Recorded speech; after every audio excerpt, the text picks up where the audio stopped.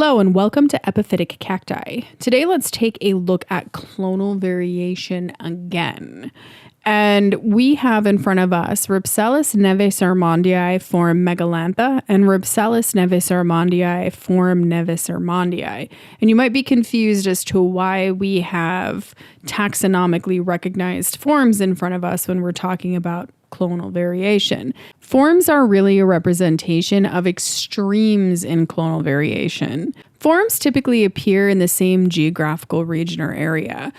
These two forms were actually described as distinct species at one time. There was Rhipsalis megalantha and then there was Rhipsalis neves-armondii, and they were reduced under forms long before a molecular phylogenetic study confirmed that the reduction to forms was indeed the appropriate reduction. When these plants were sampled, they were very, very closely related in a sister clade together. Not all botanists believe in forms or will even recognize forms. A lot of times you will find that when you read botanical texts, you will see that forms for Rhipsalis are entirely missing, and they only come under a single description. It's understandable as to why, because typically there are a bunch of intermediates between the extreme recognized forms, and that creates a lot of confusion both with botanical definitions and recognition. So Rhipsalis neves-armondii is a really good example because even in cultivation, you will find intermediates. And a lot of times we say intermediate forms, and we're not talking about taxonomically recognized intermediate forms. We're talking about just intermediate plants in appearance between the two forms. What Rhipsalis neves-armondii form Megalantha introduces us to is the concept of having specimen within a specific species group that are supersized. Rhipsalis neves-armondii also introduces us to floral variations within clones. Some clones are well known to have yellow stamen, other clones are well known to have orange stamen, and some even have kind of reddish looking stamen.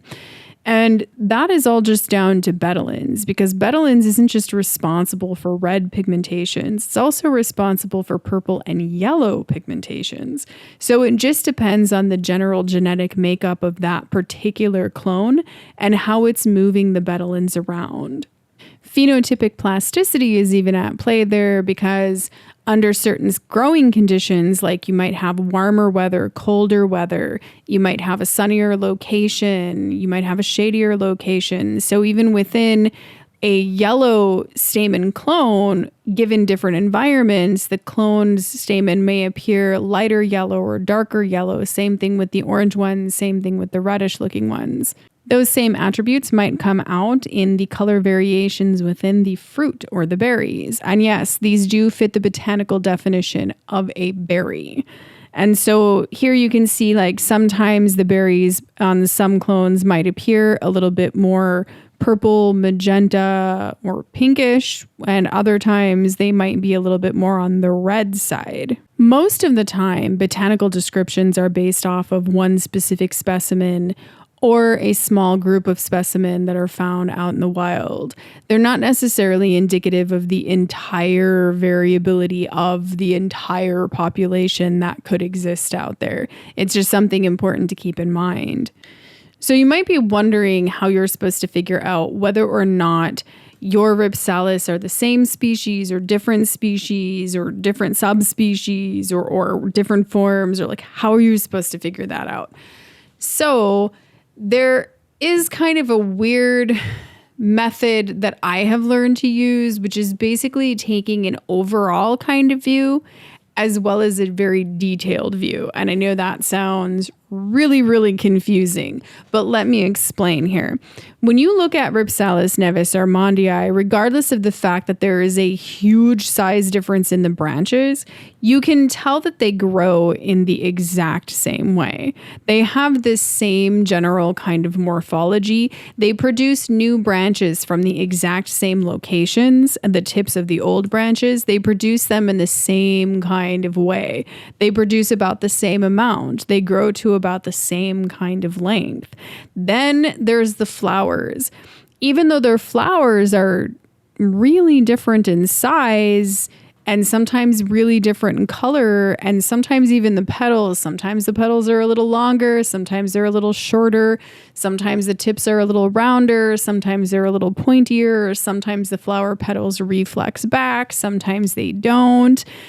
Well, this is one of those things where you kind of like step back, blur your eyes, and make sure that all the parts match up just in general. And when you're looking at the parts of the flower, it's not necessarily that you're looking very specifically at how long is that flower petal exactly, because it has to be exactly this right length. No, it's not like that.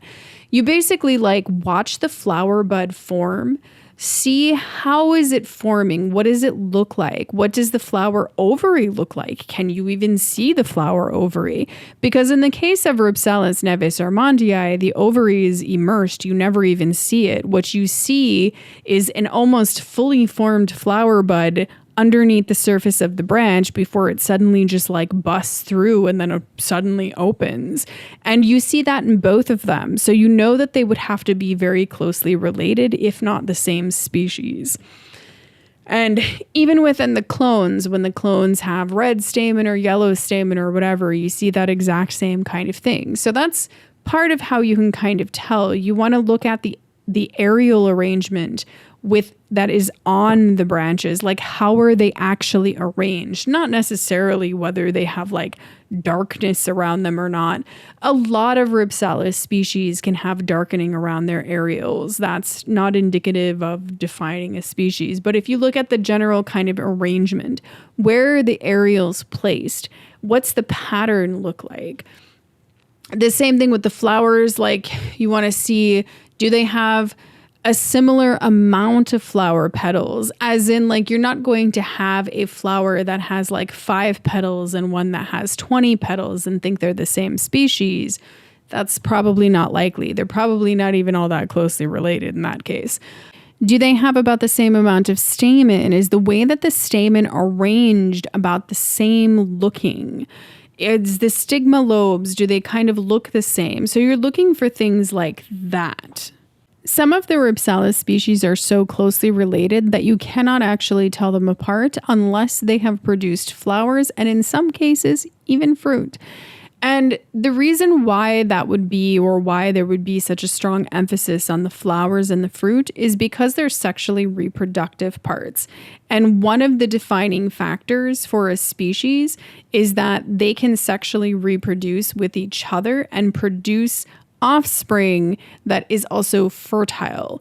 Some scientists don't even believe in the idea that in the plant kingdom there are species, and species is a very philosophical term that is very hard to define.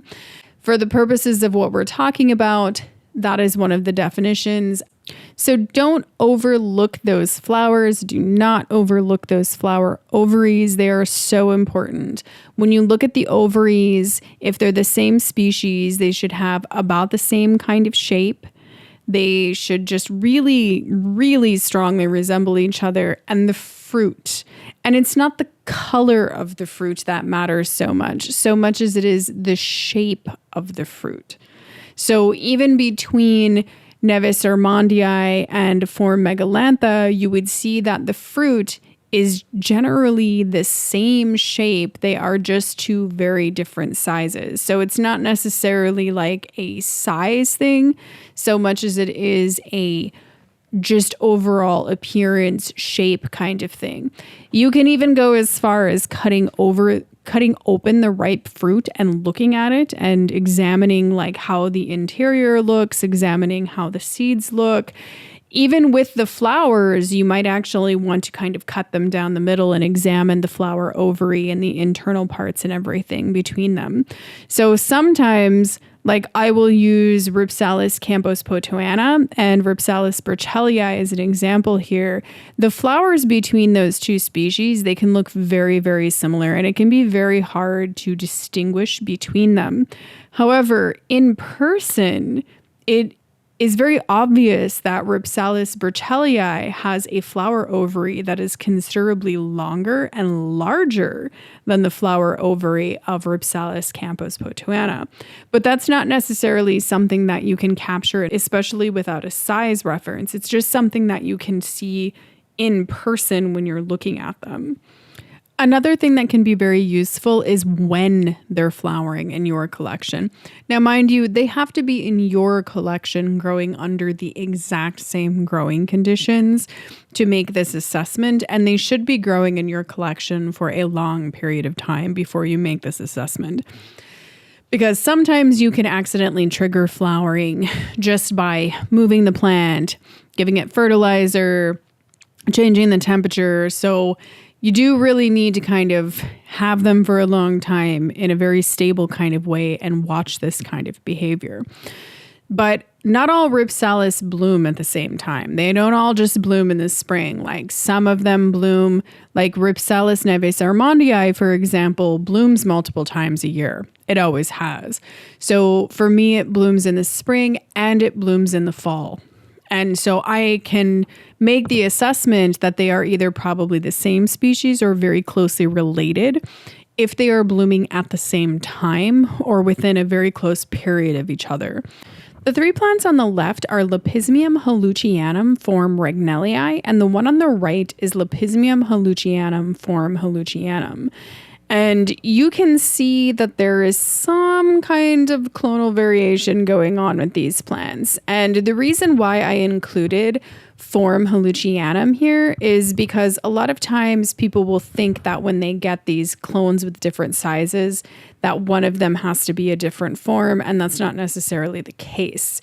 So form Houlletianum is known to have a reddish color at the base of the stamen, and that's the major identifying factor. It seems variable, like light intensity probably makes it more intense. And you might be wondering, why does this one get form status when the one that we just looked at, Rhipsalis neves-armandii, doesn't get form status over the different colored stamen? And that's a really good question. I think it just depends on who brought it up and like why they brought it up. I don't know. There are a lot of people question why this has form status. These two are Lepismium Houlletianum form regnellii. And you can see that the plants kind of look different. And indeed, in cultivation, this messes with people because a lot of people think that these have to be two different forms because of the size difference. And they assume one of them has to be form Houlletianum and one has to be form regnellii. But they aren't. Both of these are just form regnellii. And so it's interesting because you can see here we have this notion of a really large clone and a smaller clone, very similar to what we saw with Rhipsalis neves-armandii. And the one on the right, indeed, when it was collected, it was noted that it was remarkable because of how large it appeared. And then the one that I purchased in the middle, I just found in cultivation. And that one is kind of interesting because it has kind of small or narrow kind of Phylloclades, and then some of them are medium-sized and some of them are really large as well. And what's interesting about that is that you see all those size variations in one plant, whereas here you can also see one singular specimen containing only large branches, and then another singular specimen that only has smaller branches. And that is something that I've noticed within my collection with a lot of different clones, that sometimes some clones just seem to produce one specific type or size of Phylloclade, where another clone might produce a specific size or type of Phylloclade, even though they're the same species. And then sometimes you might see those Phylloclades being exhibited on one other clone. It's kind of confusing, but that's a real thing. Here we see two clones of Rhipsalis elliptica. Both of them I just found in cultivation in the United States. And what's really crazy, like, let's talk a little bit about the one on the left here first. This plant got attacked by some kind of fungus or something like that. I don't know. Anyway, it caused a lot of like really kind of crazy corking. So that's what's with the brown stuff. It doesn't really have that fungal infection that it used to have, but obviously the plant is kind of unsightly. Also, that plant is really interesting because it was grown under very intense lighting, and it caused the plant to go from green to a very, very intense red. But I've been keeping it in more shade recently, and you can see how the new growth on it is green instead of this reddish color. And so that is just a cool example of betalains. Here you can see this plant a couple of years ago prior to me putting it in such intense light, and you can see it was just green. But you can also notice something else that's really interesting about this plant. It was smaller. And I don't mean that the overall plant was smaller. Of course, the overall plant was smaller. I mean that the Phylloclades it was producing originally were smaller. As time has gone on, the Phylloclades just kind of seem to be getting larger and larger and larger. You can also notice that there are two very distinct shapes of Phylloclades that are on this one singular plant. You can see that it's got kind of these, I don't know, I'm not even sure what that shape is really. It's a very leaf-like kind of shape. But then we also have Phylloclades on this that are like tall, long, and skinny. And those are commonly referred to in Rhipsalis as basal branches. And quite a few Rhipsalis species produce these types of basal branches. And it's also something that you'll notice in their botanical descriptions that they will call them dimorphic, because they have or present two very distinct types of growth like this. Rhipsalis elliptica, in my opinion, is one of the most variable Rhipsalis species there is in terms of clonal variation and phenotypic plasticity. Indeed, there actually used to be recognized forms for Rhipsalis elliptica that have all just been reduced under Rhipsalis elliptica. And even more recently, in a phylogenetic study, it was Alice Calvente's thesis. She tried to introduce an idea of I think it was a subspecies of Rhipsalis elliptica that doesn't seem to have got much taxonomic traction, so it doesn't really seem like it's formally like totally accepted or recognized. But the idea there was that the plant, the overall morphology of it was considerably smaller, and it also presented with white berries instead of the standard magenta or pink berries that Rhipsalis elliptica is typically known for. I wouldn't be at all surprised if someday there were forms introduced into Rhipsalis elliptica or subspecies, or indeed we found out that there were multiple species that were being identified as Rhipsalis elliptica. I do feel like Rhipsalis elliptica is one that, because of this kind of oddity with how it seems to size up, it is quite commonly mislabeled as Rhipsalis pachyptera, because people don't think that Rhipsalis elliptica can produce Phylloclades that are gigantic, because a lot of times they see one that is more along the lines of the one on the right. Here we can see the flowers on the two plants side by side. The one on the right is the sort of purplish larger clone, and the one on the left is the smaller greenish clone. And you can see the flowers don't really look any different. They're flowering in the same way. I mean, even if we kind of take a step back and we really look at these two plants side by side, we can definitely see their similarities. Both plants have a similar growth habit in how they're forming new clades from the ends of the old clades, or a little bit before the ends of the old Phylloclades, but it's kind of how they're producing in these like singular clades or in like clusters of 2 or 3, and it causes the plant to kind of spread out instead of grow like upward or purely downward, so it looks a little bit different. I will say that one of the old forms that was recognized purely grew downward. It didn't actually have that same kind of growth pattern. And here we also see that both plants produce those long sort of basal branches. So the major difference that I notice between these two is really just that one of them seems to have lobing on the Phylloclades, on the edges of the Phylloclades, or scalloping that is a little bit deeper. And then the plant sizes where one is just smaller and one is larger. Those are the real major differences that I notice. There's not any real difference in the flowers. I don't know about the fruit because I haven't seen the smaller one produce fruit yet, but I'm not really worried or confused about whether or not that's Rhipsalis elliptica. I know it's Rhipsalis elliptica. So this is just another idea of clonal variation and how they really do. And I can see why people think that they look like different plants if we just look at them in this picture together, but it's really just clonal variation. This is Rhipsalis Flagelliformis. This is a fairly new species. I mean, it's years old at this point, but still in like terms of Rhipsalis, it's one of the more recently described species. And this should not be confused with Oporocactus flagelliformis. They are two totally different species. Rhipsalis flagelliformis, you can see, bears a striking resemblance to Oporocactus flagelliformis, which I'm guessing is part of why it was named what it was named. But these are three different clones of the same species. And you can see that the two on the left don't look terribly different from each other. As far as I can tell, the clone in the middle, it has a propensity to produce four angled branches more often than the one on the left. The one on the right is particularly interesting because you might be looking at that, and this is one of those cases where you're like, that can't be Rhipsalis flagelliformis. But that clone carries the name Burle Marx.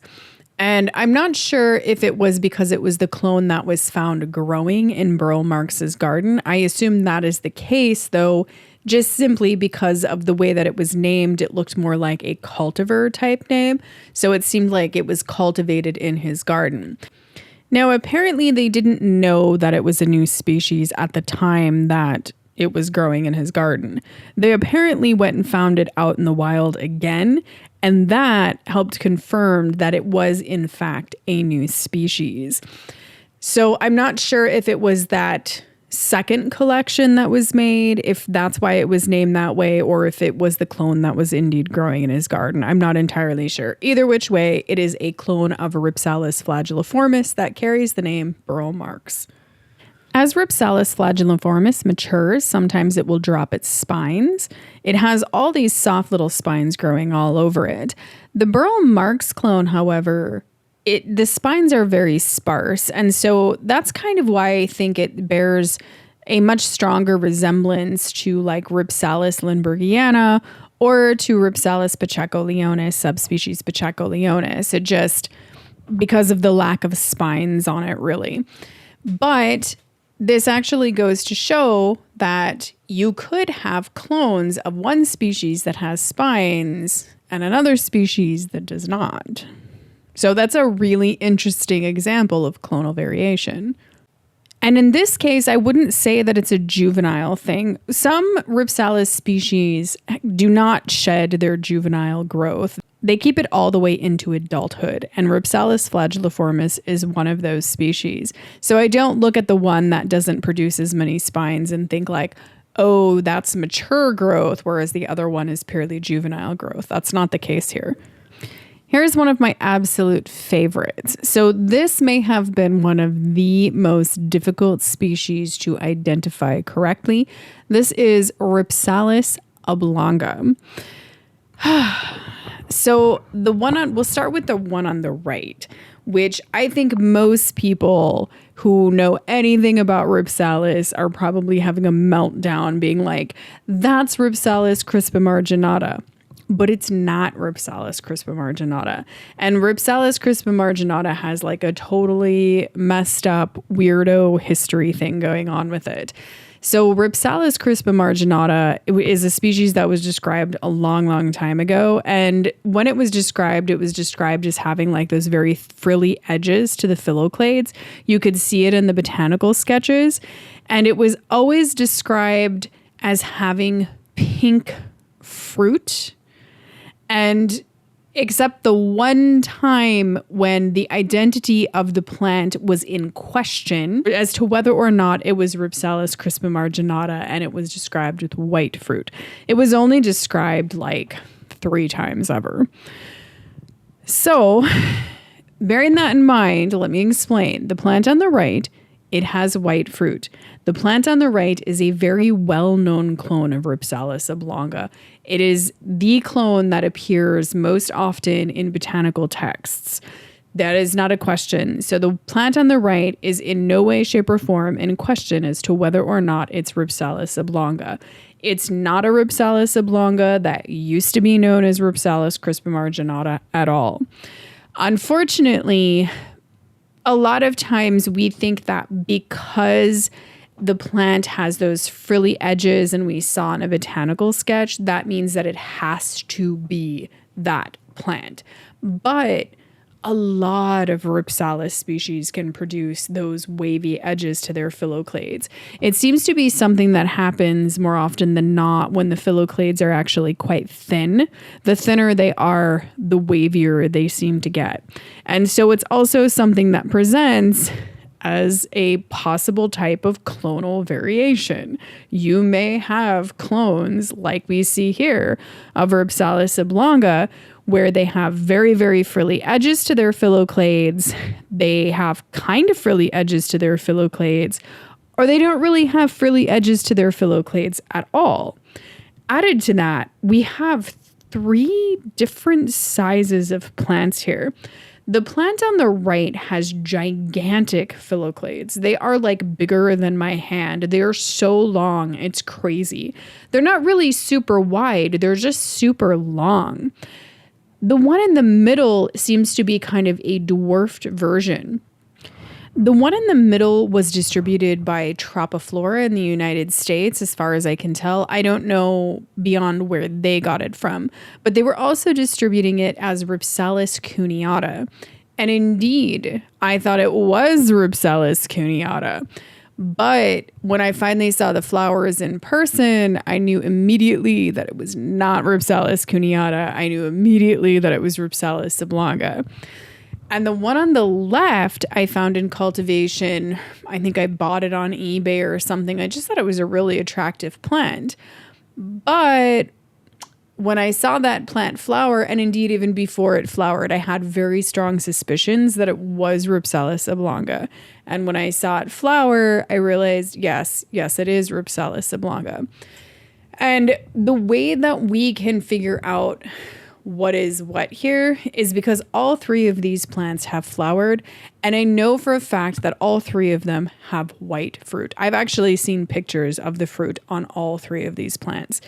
But it's really the flowers that kind of sealed the deal on this. Here's a comparison of the flowers of these 3 plants.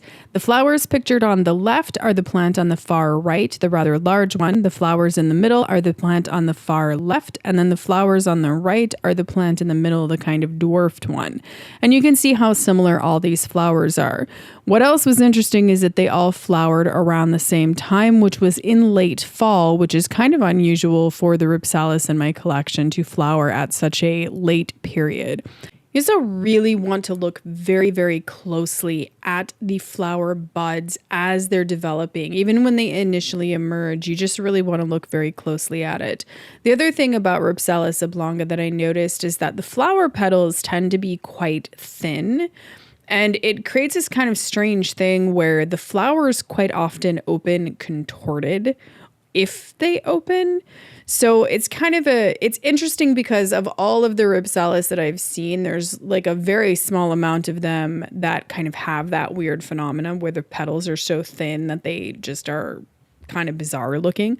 Rhipsalis sulcata is another one. So it's a little bit hard to get a perfectly open, beautiful flower to capture, especially, I mean, in terms of like symmetry, especially because the petals tend to be a little bit longer and the petals tend to curve back a lot and cover the flower ovary. It's just kind of an interesting note about Rhipsalis oblonga.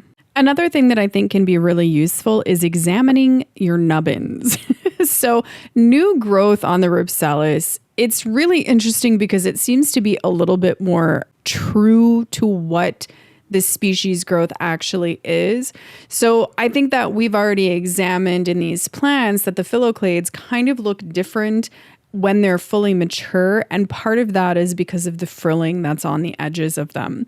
But looking at the new growth of these 3 plants, when it is in a very young stage, they very obviously are much more similar than when they are fully grown. And it's something that's really interesting because I think that all Rhipsalis kind of have a unique way of producing new growth. So I think it's something that we will easily overlook when we're looking at Rhipsalis. I hope that helps to add some clarity to clonal variation when it comes to epiphytic cacti species and really just all plant species in general. And I think on like a closing note, I'll use an example from an entirely different genus to talk a little bit more about this or to understand this a little bit more. So something that is very commonly known is Hoya carnosa. There are many different cultivars of Hoya carnosa out there. You can readily buy multiple different ones at the store, and they all look a little bit different, like Hoya carnosa Crimson Queen, Hoya carnosa Crinkle 8, Hoya carnosa compacta. And the plants, the overall appearance of the plants, it kind of looks a little bit different in terms of just the way that the leaves are. However, they are the same species. That's why they all carry the name Hoya carnosa. So it's not like some special mystical thing about Rhipsalis. It's literally all plant species. Anyway, thanks for watching. And as always, happy cacti growing.